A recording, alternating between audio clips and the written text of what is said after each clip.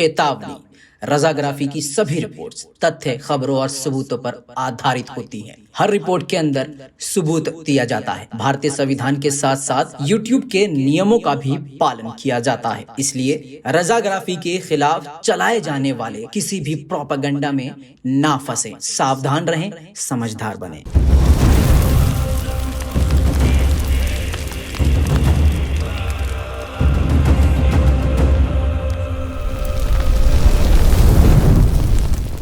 सलाम, नमस्ते, सत श्री अकाल। मैं हूं रजा और आप देख रहे हैं दोस्तों रजाग्राफी। बहुत कम वक्त में आपको सीधा सीधा बड़ी बड़ी जानकारियां अफगानिस्तान और तालिबान से देने वाला हूं। इस रिपोर्ट में रोज की तरह आपको बड़ी से बड़ी अपडेट विद प्रूफ देने वाला हूं। उम्मीद करता हूं कि आप इस रिपोर्ट को देखेंगे, अपनी राय कमेंट में देंगे और इस रिपोर्ट को अपने सोशल मीडिया के जरिए हर जगह शेयर करेंगे। दोस्तों, सबसे बड़ी खबर यह है जो आपने थंबनेल पर देख ली है, पाकिस्तान ही तालिबान। जी हाँ दोस्तों, ये हमें इसलिए कहना पड़ रहा है क्योंकि अब हमारे पास इसके सबूत हैं। दोस्तों, सारी दुनिया इस बात को जानती है कि तालिबान को मजबूत करने वाला अफगानिस्तान में सिर्फ और सिर्फ पाकिस्तान है। पाकिस्तान के अलावा पूरी दुनिया में कोई ऐसा मुल्क नहीं है जो तालिबान को इस तरह से ताकत दे सके। दोस्तों, ये भी आप जानते हैं कि अमेरिका ने खुद इस बात को एक्सेप्ट किया है और पाकिस्तान ने भी सीधा सीधा कहा है कि अमेरिका की अफगानिस्तान में जो बड़ी हार हुई है उसमें सबसे बड़ा रोल पाकिस्तान का रहा है। तो जाहिर सी बात है, हमेशा से तालिबान को और तालिबान का रास्ता बनाने के लिए पाकिस्तान मेहनत करता रहा है। दोस्तों, अब ये कई बार हर रोज़ ये आपके सामने कहीं ना कहीं से बात आ रही थी कि तालिबान के साथ पाकिस्तानी फोर्सेस मौजूद हैं। मैं आपको वीडियो प्रूफ भी कई रिपोर्ट्स में दे चुका हूँ। लेकिन दोस्तों, आज एक बड़ी बात जान लीजिए। अफगानिस्तान और तालिबान की फोर्सेस के बीच में झड़प के दौरान, बड़ी झड़प के दौरान सैकड़ों तालिबानी मारे गए। इनके पास से जब चेक किया गया तो सैकड़ों ऐसे फौजी मिले, कमांडर मिले और लड़ाके मिले जो तालिबान की तरफ से लड़ रहे थे और उनकी आईडी जो थी पाकिस्तान की थी, जिसका सीधा सीधा मतलब यह है कि वो सारे के सारे पाकिस्तानी थे।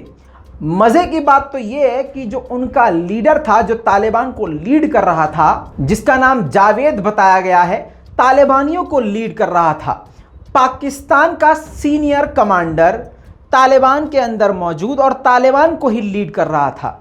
उसकी सारी डिटेल्स अफगानिस्तान फोर्सेस ने लीक कर दी है और सोशल मीडिया के जरिए पूरी दुनिया को अब यह पता चल चुका है कि पाकिस्तान पूरी तरह से तालिबान के साथ कंधे से कंधा मिलाकर जंग लड़ रहा है। दोस्तों, अफगानिस्तान की फोर्सेस ने अमेरिका की फोर्सेस के साथ मिलकर तालिबान के हाथ से कई सारे गांव, देहात और शहरों को वापस हासिल कर लिया है। दोस्तों, भारतीय मदद के द्वारा सलमा डैम जो बनाया गया था, उस पे जो हमला करने वाला था तालिबान, उसको भी नाकाम कर दिया है अमेरिका और अफगानिस्तान की फोर्सेस ने मिलकर। और बताया गया है कि हेरात जैसे बड़े बड़े इलाकों को पूरी तरह से वापस हासिल कर लिया है। दोस्तों, फोर्सेस ने मायमाना, आकीना, हेरात, काबुल, तोरखाम, स्पिन बोल्डक, कंधार, सिटी लश्करगा और इस्लाम कला हेरात हाईवे को सिक्योर कर लिया है ताकि मूवमेंट में कोई दिक्कत ना आए। मज़ार शरीफ, जलालाबाद, कंधार सिटी, हेरात समेत कई शहरों में सिक्योरिटी को बढ़ा दिया गया है। अफगानिस्तान में मौजूद अमेरिकी सेनाएं अभी अफगानी फोर्सेस की मदद कर रही हैं। कई एयर स्ट्राइक भी की गई है। इनमें सबसे ज्यादा 81 तालिबानी शिबरागन में मारे गए हैं। जी हाँ दोस्तों, तालिबान के लिए एक ये बड़ा झटका हो सकता है। दोस्तों, इसी के साथ अब भारत को भी बहुत ज्यादा खतरा बढ़ गया है। अमेरिकी और दूसरी इंटेलिजेंस ने भी, यानी कई देशों की इंटेलिजेंस ने यह चेतावनी जारी की है कि भारत के कश्मीर के इलाके में अब हिंसा बढ़ सकती है, क्योंकि लश्कर तैयबा और जैश ए मोहम्मद के आतंकी बताए जा रहे हैं कि अब कश्मीर की वादियों में फिर से एक्टिव हो जाएंगे।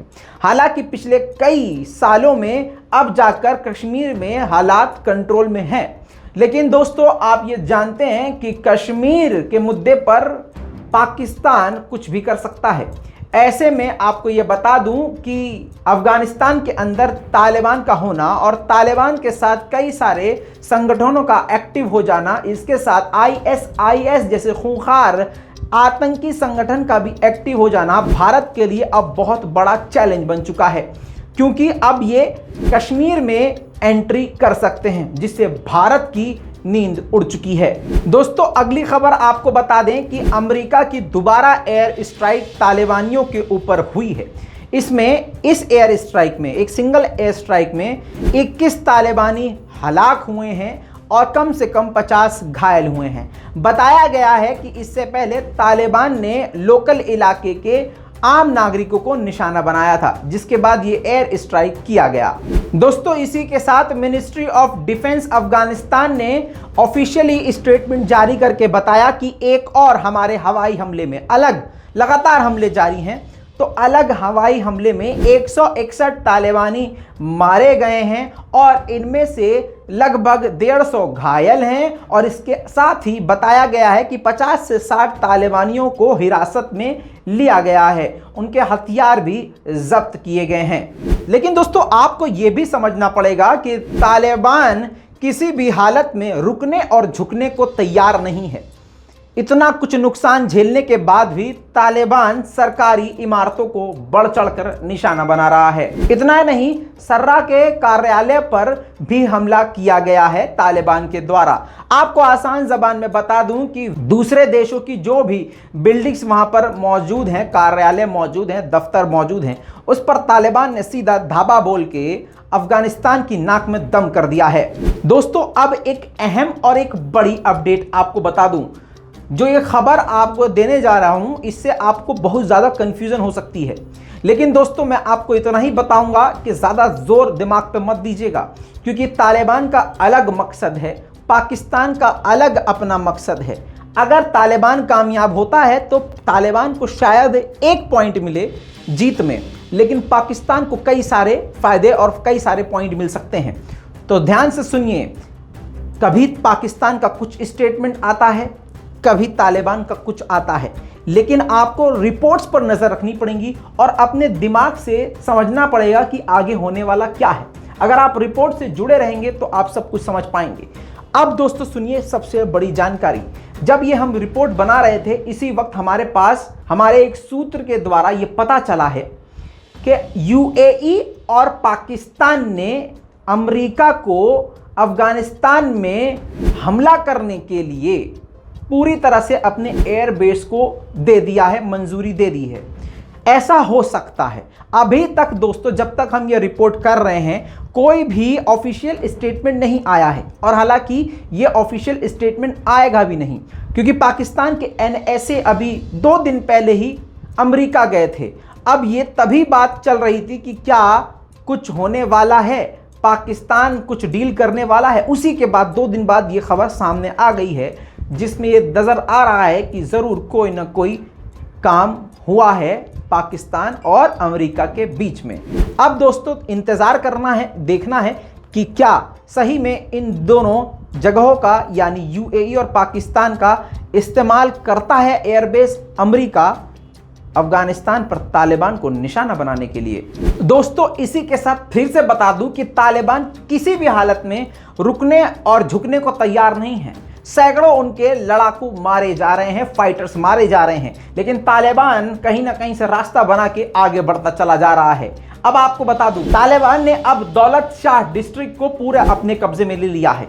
ये जो तस्वीर आप अपनी स्क्रीन पर देख रहे हैं, ये एक्सक्लूसिव तस्वीर है और दौलत शाह का, अफगानिस्तान के दौलत शाह का इलाका है, जो कि अब तालिबान ने अपना पूरी तरह से इस पर कंट्रोल ले लिया है।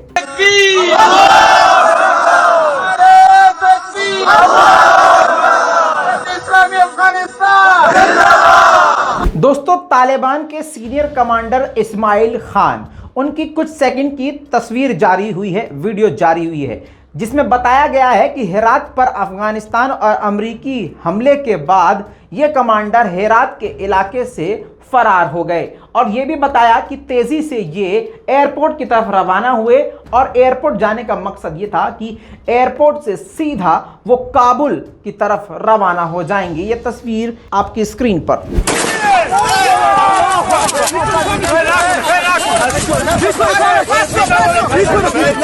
दोस्तों उम्मीद करता हूं कि आप अपनी राय इस रिपोर्ट के बारे में कमेंट में जरूर देंगे। लाल बटन दबा के चैनल को सब्सक्राइब जरूर करेंगे। मैं हूं रजा, आप देख रहे थे रजाग्राफी। जय हिंद।